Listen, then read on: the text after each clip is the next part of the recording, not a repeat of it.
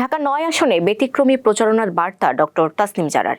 সম্প্রতি ঢাকা-৯ আসনের স্বতন্ত্র প্রার্থী ডক্টর তাসনিম জারা একটি ভিডিও বার্তার মাধ্যমে তার নির্বাচনী প্রচারণার নতুন ধারা তুলে ধরেছেন। ভিডিও বার্তায় তিনি প্রচলিত ব্যয়বহুল ও লোক দেখানো নির্বাচনী শোডাউনের সমালোচনা করে জনগণকে ভিন্ন পথে এগিয়ে আসার আহ্বান জানান।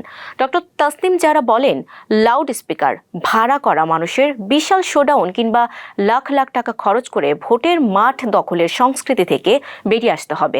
তার ভাষায়, যারা নির্বাচনী প্রচারণায় বিপুল অর্থ ব্যয় করে তারা নির্বাচনী জয়ী হলে সেই অর্থ অসহায় ও সাধারণ মানুষের কাছ থেকেই নানা উপায়ে তুলে নেয় এবং সেটাকেই বৈধ মনে করে।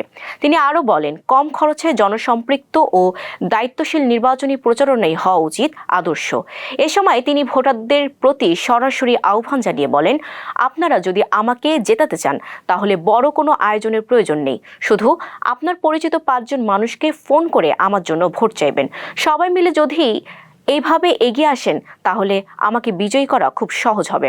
ডক্টর তাসনিম জারার এই বার্তা সামাজিক যোগাযোগ মাধ্যমে ইতোমধ্যেই আলোচনার জন্ম দিয়েছে।